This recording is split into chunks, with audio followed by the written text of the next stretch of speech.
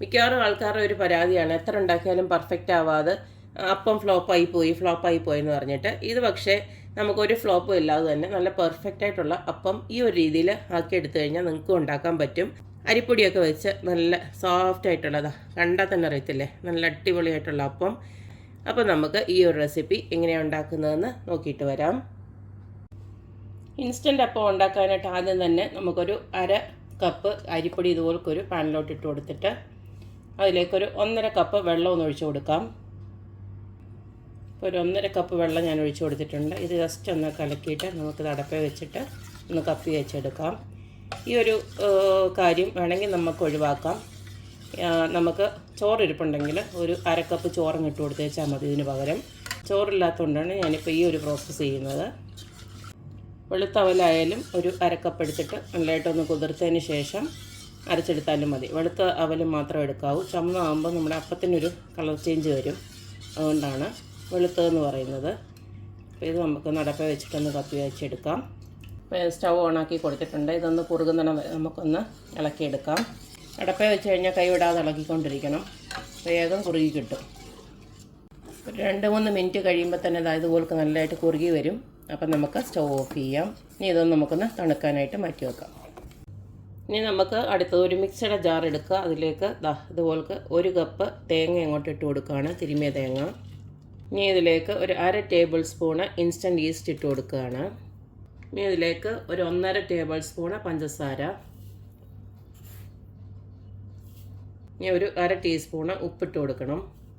ഇനി ഇതിലേക്ക് 1 കപ്പോളം വെള്ളം നമുക്കൊന്ന് ഒഴിച്ച് കൊടുത്തതിന് ശേഷം വേണം നമുക്ക് പൊടിയിട്ട് കൊടുക്കാൻ. അല്ലെങ്കിൽ എന്തെന്നറിയോ, പൊടി അടിയിൽ ഇങ്ങനെ കട്ട പിടിച്ചിരിക്കും.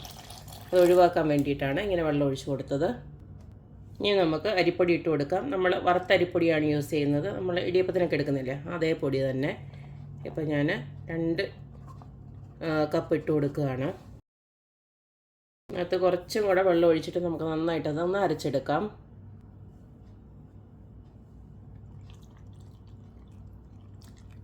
ഇതെല്ലാം കൂടെ ഞാൻ നന്നായിട്ട് അടിച്ചെടുത്തിട്ടുണ്ട്. ഇത് ഞാൻ ഒരു ചരുവത്തിലോട്ട് ഒഴിച്ച് വെക്കുകയാണ്. ഒരു പകുതി ഒഴിച്ച് കൊടുത്തതിന് ശേഷം നമ്മൾ കപ്പ് കാച്ചി ഉണ്ടല്ലോ, അതുകൂടെ ചേർത്ത് ഇതൊന്നും കൂടെ ഞാൻ അരച്ചെടുക്കാൻ പോവാണ്. അതുപോലെ അരച്ചെടുത്തിട്ടുണ്ട്. അപ്പം നമ്മൾ ഇതുപോലെ മാവ് അരച്ചതിന് ശേഷം ഇത് നന്നായിട്ടൊന്നുകൂടെ കലക്കി കൊടുക്കണം. നല്ല ചൂടുള്ള ക്ലൈമറ്റൊക്കെ ആണെങ്കിൽ ഒരു 2 മണിക്കൂറും കൊണ്ട് നന്നായിട്ട് പൊങ്ങി വരും. തണുപ്പാണെങ്കിൽ ഒരു 3-4 മണിക്കൂർ എടുക്കും. ഇവിടെ ഇച്ചിരി ഇപ്പോൾ ഒരു തണുത്ത ക്ലൈമറ്റാണ്, അതുകൊണ്ട് കുറച്ചൊന്ന് ടൈം എടുക്കും. എന്തായാലും ഞാൻ 2 മണിക്കൂറിന് ശേഷം കാണിച്ചു തരാം.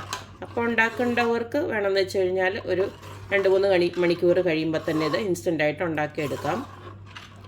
എന്തായാലും ഞാൻ ഈ ഒരു കൺസിസ്റ്റൻസിയിലാണ് അരച്ച് വെക്കേണ്ടത്. ഇത് ഇത്തിരി കൂടെ ഒന്ന് കുറുകും. നമ്മൾ രാവിലെ ആകുമ്പോഴത്തേന് അല്ലെങ്കിൽ ഒരു 3-4 മണിക്കൂർ കഴിയുമ്പോഴത്തേന് ഒന്നുകൂടെ ഒന്ന് കുറുകി വരും. അപ്പോൾ ഈ ഒരു രീതിയിൽ ഒത്തിരി വെള്ളമായി പോകരുത്. ഇൻ കേസ് നിങ്ങൾ അരയ്ക്കുമ്പോൾ ഇത്തിരി വെള്ളം കൂടിയാൽ ഇത്തിരി ഒരു പൊടിയോ ഇട്ട് ഒന്നുകൂടെ ഒന്ന് കുറുക്കി എടുത്തേച്ചാൽ മതി. ഒന്നുകൂടെ മാവ് ഒന്ന് തിക്കാക്കി എടുത്താൽ മതി. അത്രയേ ഉള്ളൂ. കണ്ടില്ലേ, ഈ ഒരു കൺസിസ്റ്റൻസിയിൽ ആയിരിക്കണം. അപ്പോൾ ഞാനിത് അടച്ച് വെക്കുകയാണ്. 3 മണിക്കൂറൊക്കെ ആയപ്പോഴത്തേക്ക് ഇതുപോലൊക്കെ നന്നായിട്ട് നമ്മുടെ മാവൊക്കെ നന്നായിട്ട് പൊങ്ങി വന്നിട്ടുണ്ട്. കണ്ടില്ലേ, ഇതുപോലൊക്കായി വരും. അപ്പം നമുക്ക് വേണമെന്നുള്ളവർക്ക് ഈ സമയം ഇത്തിരി ഉപ്പോ പഞ്ചസാരയോ ഒക്കെ ആവശ്യത്തിന് ഇട്ട് കൊടുത്തതിന് ശേഷം നമുക്ക് അപ്പം ഉണ്ടാക്കിയെടുക്കാം. ഞാനിപ്പോൾ എന്തായാലും ഇത് രാവിലത്തേക്കാണ് ഇത് ഉപയോഗിക്കാൻ പോകുന്നത്. രാവിലെ ആയപ്പോഴത്തേനും നമ്മുടെ അപ്പത്തിൻ്റെ മാവ് ചുടാൻ പാകത്തിന് റെഡിയായി ഇരിപ്പുണ്ട്. ഇനി നമുക്ക് ഇതിനകത്ത് ഞാൻ ഇത്തിരി ഒന്ന് ഉപ്പിൻ്റെ കുറവുള്ള പോലെ തോന്നിയിട്ടുണ്ട്. അപ്പോൾ ഇത്തിരി ഒന്ന് ഉപ്പിട്ട് കൊടുക്കുകയാണ്. ഒരു 1/4 ടീസ്പൂൺ ഉപ്പിട്ട് കൊടുക്കുകയാണ്. ഓൾറെഡി നമ്മൾ ഉപ്പിട്ടിട്ടാണ് അരച്ചത്, അതുകൊണ്ടാണ് കുറച്ച് ഇട്ട് കൊടുത്തത്. അതുപോലെ തന്നെ മധുരവും ഒരു 2 ടീസ്പൂണോട് ഇട്ട് കൊടുക്കുകയാണ്. നമ്മൾ ഈ പഞ്ചസാര ഇട്ട് കൊടുത്താലാണ് നമ്മുടെ അപ്പം ഉണ്ടല്ലോ നല്ലൊരു മൊരിഞ്ഞ ഒരു ടെക്സ്ചർ കിട്ടുന്നത്. വേണ്ടിയിട്ട് ഇതുപോലെ മധുരം ഓൾറെഡി നമ്മൾ ഇട്ട് കൊടുത്തിട്ടുണ്ടായിരുന്നു. ഇപ്പോൾ ഇത്തിരി കുറവുള്ള പോലെ തോന്നി, അതുകൊണ്ടാണ് ഇച്ചിരി ഇട്ട് കൊടുക്കുന്നത്. ഇതെല്ലാം കൂടെ നന്നായിട്ട് ഇളക്കിയതിന് ശേഷം നമുക്ക് ഉടനെ തന്നെ അപ്പം ചുട്ടെടുക്കാം. ലാസ്റ്റ് ആകുമ്പോഴത്തേന് ഈ ഒരു കൺസിസ്റ്റൻസി മതി. കണ്ടില്ലേ, നമ്മുടെ ദോശമാവല്ല, അതിനെക്കാട്ടി ഇത്തിരി കൂടെ ഒരു കട്ടി വേണം. അപ്പോൾ ഉണ്ടാക്കാനായിട്ട് ഇതുപോലൊരു അപ്പച്ചട്ടി ഞാൻ ചൂടാക്കാൻ വെച്ചിട്ടുണ്ട്.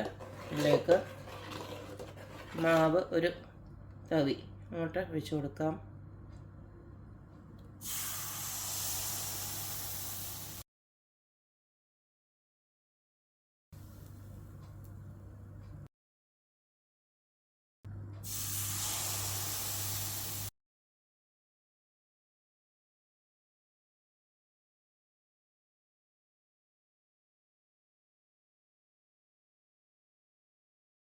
അപ്പോൾ കണ്ടല്ലോ, ഇത്രയേ ഉള്ളൂ. നമ്മുടെ സോഫ്റ്റ് ആയിട്ടുള്ള നല്ല അടിപൊളിയായിട്ടുള്ള പാലപ്പം ഇവിടെ റെഡി ആയിട്ടുണ്ട്.